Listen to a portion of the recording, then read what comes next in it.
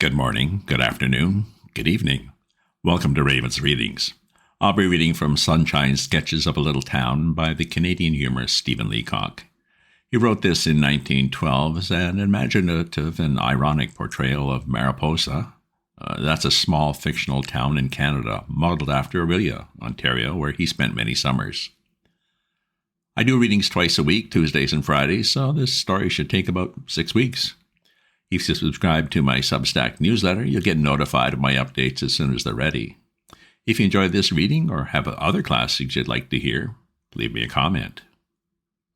Last time we saw how mining stock frenzy gripped the town. Next we will board the Mariposa Belle for a pleasant cruise on the lake. Chapter 3. The Marine Excursions of the Knights of Pythias. 6:30 on a July morning. The Mariposa Belle is at the wharf, decked in flags with steam up, ready to start. Excursion Day. 6:30 on a July morning, and Lake Wissanotti lying in the sun as calm as glass. The opal colors of the morning light are shot from the surface of the water. Out on the lake, the last thin threads of the mist are clearing away like flecks of cotton wool. The long call of the loon echoes over the lake. The air is cool and fresh. There is in it all the new life of the land, the silent pine, and the moving waters. Lake Wissanotti in the morning sunlight. Don't talk to me of the Italian lakes or the Tyrol or the Swiss Alps. Take them all away. Move them somewhere else. I don't want them. Excursion Day at 6:30 of a summer morning, with the boat all decked in flags and all the people in Mariposa on the wharf and the band and peaked caps with big cornets tied to their bodies, ready to play at any minute. I say, don't tell me about the Carnival of Venice and the Delhi Durbar. Don't. I wouldn't look at them. I'd shut my eyes. For light and color, give me every time an excursion out of Mariposa, down the lake to the Indians' Island, out of sight in the morning mist. Talk of your papal Zouaves and your Buckingham Palace Guard. I want to see the Mariposa Band in uniform and the Mariposa Knights of Pythias with their aprons and their insignia and their picnic baskets and their 5-cent cigars. 6:30 in the morning, and all the crowd on the wharf and the boat due to leave in half an hour. Notice it, in half an hour. Already she's whistled twice, at 6 and at 6:15, and at any minute now, Christy Johnson will step into the pilot house and pull the string for the warning whistle that the boat will leave in half an hour. So keep ready. Don't think of running back to Smith's Hotel for the sandwiches. Don't be fool enough to try to go up to the Greek store next to Netley's and buy fruit. You'll be left behind for sure if you do. Never mind the sandwiches and the fruit. Anyway, here comes Mr. Smith himself with a huge basket of provender that would feed a factory. Oh, there must be sandwiches in that. I think I can hear them clinking. Behind Mr. Smith is the German waiter from the caff with another basket, indubitably lager beer, and behind him the bartender of the hotel carrying nothing as far as one can see. But of course, if you know Mariposa, you'll understand that why he looks so nonchalant and empty-handed is, well, because he has 2 bottles of rye whiskey under his linen duster. You know, I think, the peculiar walk of a man with 2 bottles of whiskey in the inside pockets of a linen coat. In Mariposa, you see, to bring beer to an excursion is quite in keeping with public opinion. But whiskey, well, one has to be a little careful. Do I say that Mr. Smith is here? Why, everybody's here. There's Hustle, the editor of the news packet, wearing a blue ribbon on his coat, for the Mariposa Knights of Pythias are, by their constitution, dedicated to temperance. And there's Henry Mullins, the manager of the Exchange Bank, also a Knight of Pythias, with a small flask of Program Special in his hip pocket as sort of an amendment to the Constitution. And there's Dean Drone, the chaplain of the order, with a fishing rod. Well, you never saw such green bass as lie among the rocks at Indians' Island, with a trolling line in case of a muscadonge, and a landing net in case of pickerel, and with his eldest daughter Lillian Drone in case of young men. There never was such a fisherman as the Reverend Rupert Drone. Perhaps I ought to explain that when I speak of the excursion of being of the Knights of Pythias, the thing must not be understood in any narrow sense. In Mariposa, practically everybody belongs to the Knights of Pythias, just as they do to everything else. That's the great thing about the town, and that's what makes it so different from the city. Everybody is in everything. You should see them on the 17th of March, for example, when everybody wears a green ribbon and they're all laughing and glad. You know what the Celtic nature is, and talking about home rule. On St. Andrew's Day, every man in town wears a thistle and shakes hands with everybody else, and you see the fine old Scotch honesty beaming out of their eyes. And on St. George's Day, well, there's no heartiness like the good old English spirit, after all. Why shouldn't a man feel glad that he's an Englishman? Then on the 4th of July, well, there's stars and stripes flying over half the stores in town, and suddenly all the men are seen to smoke cigars and know all about Roosevelt and Bryan and the Philippine Islands. And then you learn for the first time that Jeff Thorpe's people came from Massachusetts and that his uncle fought at Bunker Hill. It must have been Bunker Hill. Anyway, Jefferson will swear it was in Dakota all right enough. And you find that George Duff has a married sister in Rochester and that her husband is all right. In fact, George was down there as recently as 8 years ago. Oh, it's the most American town imaginable, is Mariposa, on the 4th of July.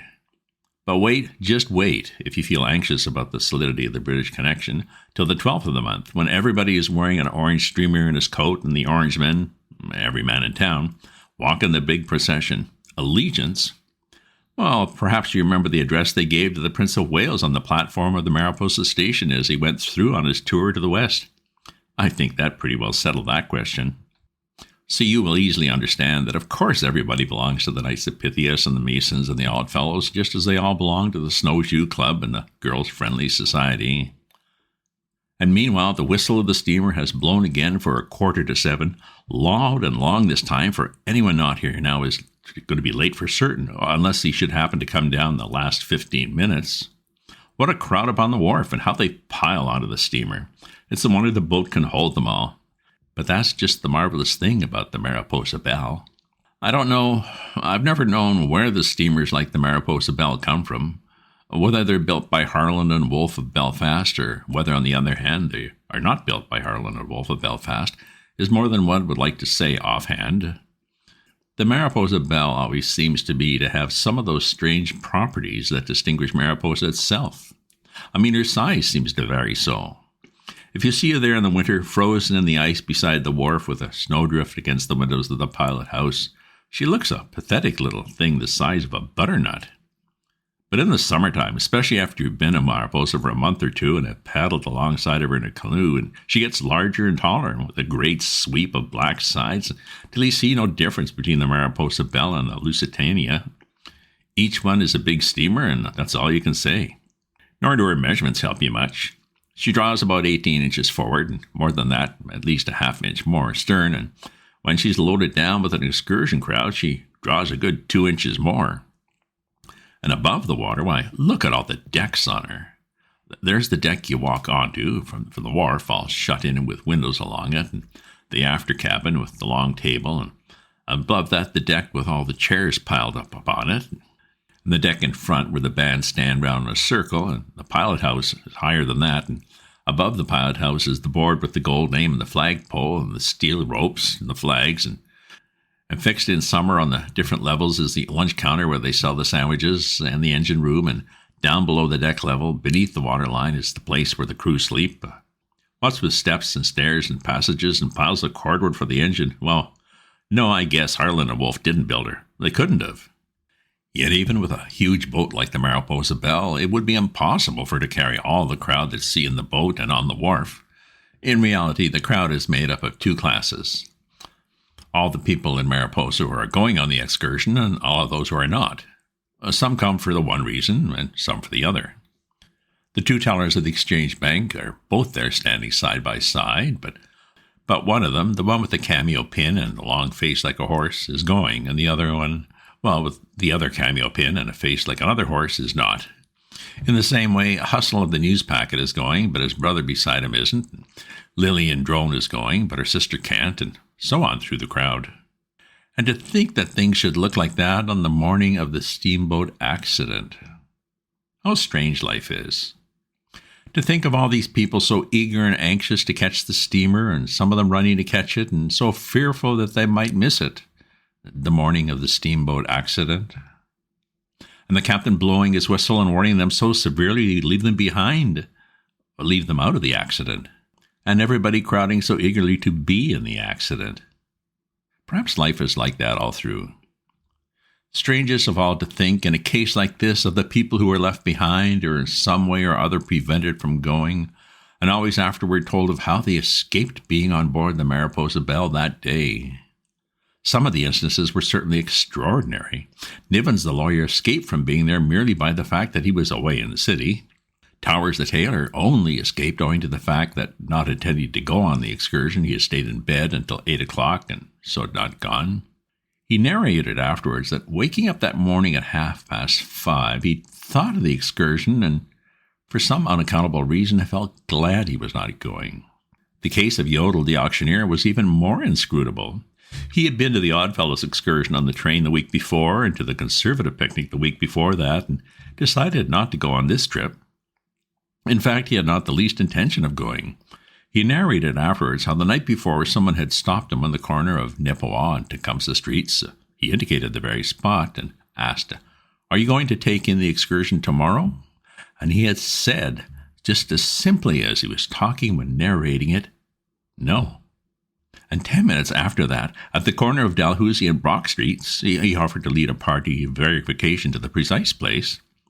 Someone else had stopped him and asked, "Well, are you going on the steamer trip tomorrow?" Again he had answered, "No," apparently almost in the same tone as before. He said afterwards that when he heard the rumor of the accident, it seemed like the finger of Providence, and fell to his knees in thankfulness. There was the simpler case of Morrison, the one in Glover's hardware store that married one of the Thompsons. He said afterwards he had read so much in the paper about accidents lately, mining accidents and airplanes and gasoline, he'd grown nervous. The night before I had asked him at supper, "Are you going on the excursion?" He'd answered, "No, I don't think I feel like it." And then he'd added, "Perhaps your mother might like to go." And the next evening, just at dusk, when the news ran through the town, he said the first thought that flashed through his head was, "Mrs. Thompson's on that boat." He told this right as I say it, without the least doubt or confusion. He never for a moment imagined she was on the Lusitania or the Olympic or any other boat. He knew she was on this one. He said you could have knocked him down where he stood, but no one had. Not even when he got halfway down, on his knees, and it would have been easier still to knock him down or kick him. People do miss a lot of chances. Still, as I say, neither Yodel nor Morrison nor anyone thought about there being an accident until just after sundown, when they... Well, have you ever heard the long, booming whistle of a steamboat 2 miles out on the lake in the dusk? And while you listen and count and wonder, seen the crimson rockets going up against the sky, and then heard the fire bell ringing right there beside you in the town, and seen the people running to the town wharf? That's what the people of Mariposa saw and felt that summer evening as they watched the Mackinac lifeboat go plunging out into the lake with 7 sweeps to his side and the foam clear to the gunwale with the lifting stroke of 14 men. But dear me, I'm afraid this is no way to tell a story. I suppose the true art would have been just said nothing about the accident until it happened. But when you write about Mariposa or hear about it, if you know the place, it's all so vivid and real that a thing like the contrast between the excursion crowd in the morning and the scene at night leaps into your mind, and you must think of it. But never mind about the accident. Let's turn it back again to the morning. The boat was due to leave at 7. There was no doubt about the hour, not only 7, but 7 sharp. The notice in the news packet said, "The boat will leave sharp at 7, and the advertising posters on the telegraph poles on Missinaba Street that began "Ho for Indians Island" ended up with the words, "Boat leaves at 7 sharp." There was a big notice on the wharf that said, "Boat leaves sharp on time." So at 7, right on the hour, the whistle blew loud and long, and then at 7:15, 3 short peremptory blasts, and at 7:30, 1 quick angry call, just one, and very soon after that, they cast off the last of the ropes, and the Mariposa Belle sailed off in her cloud of flags, and the band of the Knights of Pythias, timing it to a nicety, broke into the Maple Leaf Forever. I suppose that all excursions, when they start, are much the same. Anyway, on the Mariposa Belle, everybody went running up and down all over the boat with deck chairs and camp stools and baskets, and found places, splendid places to sit, and then got scared that there might be better ones and chased off again. People hunted for places out of the sun, and when they got them, swore they weren't going to freeze to please anybody. The people in the sun said they hadn't paid 50 cents to be roasted, and others said they hadn't paid 50 cents to get covered with cinders, and there were still others who hadn't paid 50 cents to get shaken to death with the propeller. Still, it was all right presently. The people seemed to get sorted out into the places on the boat where they belonged. The women, the older ones, all gravitated into the cabin on the lower deck, and by getting around the table with needlework and with all the windows shut, they soon had it, as they had said themselves, just like being at home. All the young boys and the toughs and the men in the band got down on the lower deck forward, where the boat was dirtiest and where the anchor was and the coils of rope. And upstairs on the after deck, there were Lillian Drone and Miss Lawson, the high school teacher, with a book of German poetry, Goethe, I think it was, and the bank teller and the younger men. In the center, standing beside the rail, were Dean Drone and Dr. Gallagher, looking through binocular glasses at the shore. Up in front, on the little deck forward of the pilot house, was a group of the older men, Mullins and Duff and Mr. Smith in a deck chair, and beside him Mr. Golgotha Gingham, the undertaker of Mariposa, on a stool. It was part of Mr. Gingham's principles to take in an outing of this sort, a business matter more or less, for you never know what may happen at these water parties. At any rate, he was there in a neat suit of black, not of course his heavier professional suit, but a soft clinging effect as of burnt paper that combined gaiety and decorum to a nicety. "Yes," said Mr. Gingham, waving his black glove in a general way toward the shore. "I know the lake well, very well. I've been pretty much all over it in my time." "Canoeing?" asked somebody. "No," said Mr. Gingham, "not in a canoe." Seemed a peculiar and quiet meaning to his tone. "Sailing, I suppose," somebody else said. "No," said Mr. Gingham. "I don't understand it at all." "I never know that you went out of the water at all, Gall," said Mr. Smith, breaking in. "Not now," exclaimed Mr. Gingham. "It was years ago, the first summer I came to Mariposa. I was on the water practically all day. Nothing like it to give a man an appetite and keep him in shape." "Was you camping?" asked Mr. Smith. "We camped at night," assented the undertaker. "But we put in practically the whole day on the water. You see, we're after a party that had come up from the city on his vacation and gone out in a sailing canoe, and we were dragging. We were up every morning at sunrise. We lit a fire on the beach and cooked breakfast, and then we'd light our pipes and be off with a net for a whole day. It was a great life," concluded Mr. Gingham wistfully. "Did you get him?" asked two or three together. There was a pause before Mr. Gingham answered. "We did," he said. "Down on the reeds past Horseshoe Point. But it was no use. He turned blue on me right away." After which Mr. Gingham fell into such a deep reverie that the boat had steamed another half-mile down the lake before anybody broke the silence again. Talk of this sort, and after all, what more suitable for a day on the water, beguiled the way. Down the lake, mile by mile over the calm water, steamed the Mariposa Belle. They passed Poplar Point, where the high sandbanks are, with all the swallows' nests in them. Dean Drone and Dr. Gallagher looked at them alternately through the binocular glasses, and it's wonderful how plainly one could see the swallows and the banks and the shrubs, just as plainly as with the naked eye. And a little further down, they passed the shingle beach, and Dr. Gallagher, who knew Canadian history, said to Dean Drone that it was strange to think that Champlain had landed there with his French explorers 300 years ago. And Dean Drone, who didn't know Canadian history, said it was stranger still to think that the hand of the Almighty had piled up the hills and rocks long before that. And Dr. Gallagher said it was wonderful how the French had found their way through its pathless wilderness. And Dean Jones said it was wonderful also to think that the Almighty had placed even the smallest shrub in its appointed place. And Dr. Gallagher said it filled him with admiration. Dean Jones said it filled him with awe. Dr. Gallagher said he'd been full of it ever since he was a boy, and Dean Drone said so had he. Then a little further, as the Mariposa Belle steamed on down the lake, they passed the old Indian portage where the great gray rocks are.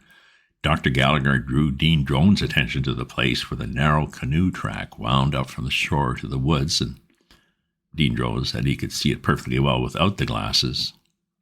Dr. Gallagher said it was just here that a party of 500 French had made their way with all their baggage and accoutrements across the rocks of the divide and down to the Great Bay.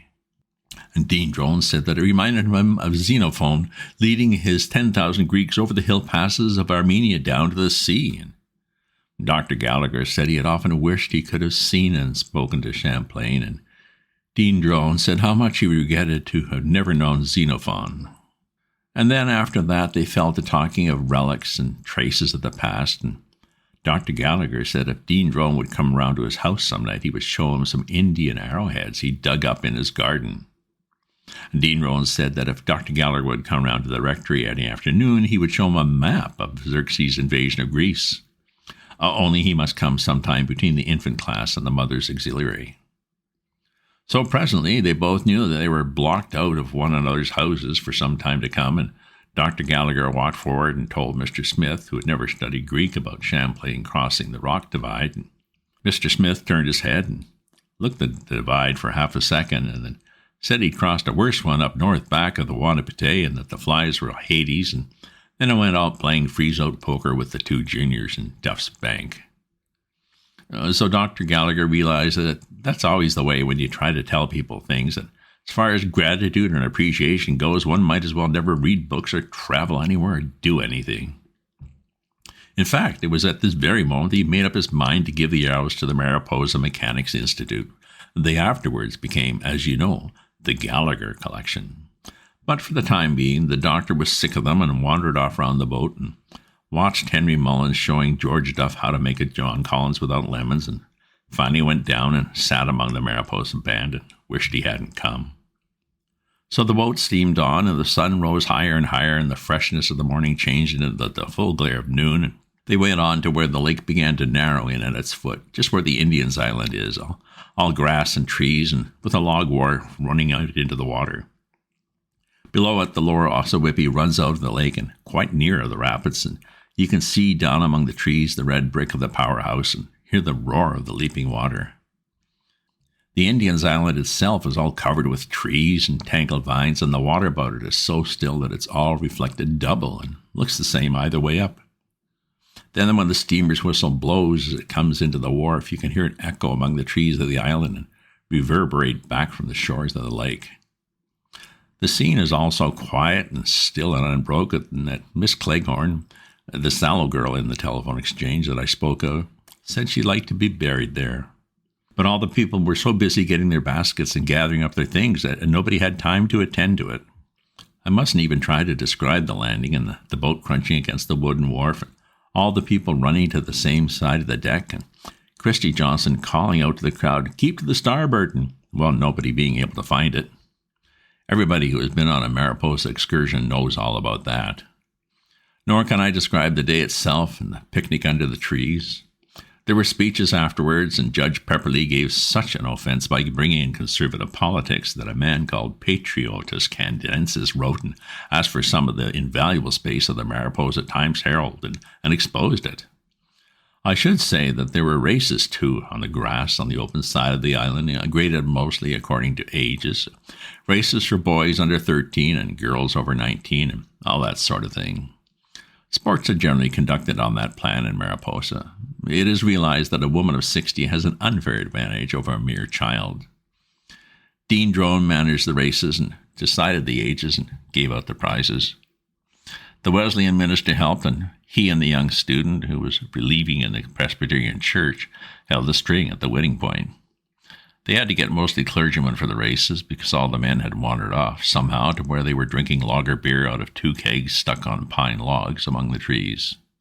But if you've ever been on a Mariposa excursion, you know all about these details anyway.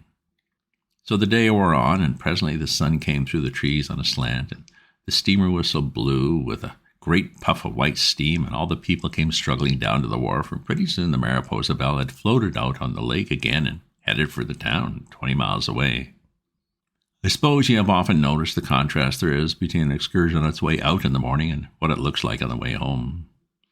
In the morning, everybody so restless and animated moves to and fro all over the boat and asks questions, but coming home when the afternoon gets later and the sun sinks beyond the hills, all the people seem to get so still and quiet and drowsy. So it was with the people on the Mariposa Belle. They sat there on the benches and the deck chairs in little clusters and listened to the regular beat of the propeller and almost dozed off asleep as they sat. Then when the sun set and the dusk grew on, it grew almost dark on the deck, and so still you could hardly tell there was anyone on board. And if you had looked at the steamer from the shore or from one of the islands, you'd have seen the row of lights from the cabin windows shining on the water and the red glare of the burning hemlock from the funnel, and you'd have heard the soft thud of the propeller miles away over the lake. Now and then, too, you could have heard them singing on the steamer, the voices of the girls and the men blending into unison by distance, rising and falling in long-drawn melody. Oh, Canada. You may talk as you will about the intoning choirs of European cathedrals, but the sound of O Canada borne across the waters of a silent lake at evening is good enough for those of us who know Mariposa. I think it was just as they were singing like this, O Canada, that word went round that the boat was sinking. I think I'm going to pause there, and we'll finish off next time. It's a bit of a cliffhanger. Have you ever taken an excursion boat and had something happen? If you subscribe to my newsletter, you'll get notified of my updates as soon as they're ready. If you enjoy this reading or have other classics you'd like to hear, leave me a comment. Check out my other posts on my Substack at ravensview.substack.com and my readings from last December of A Christmas Carol by Charles Dickens. And remember to share with your friends. Ta-ta for now.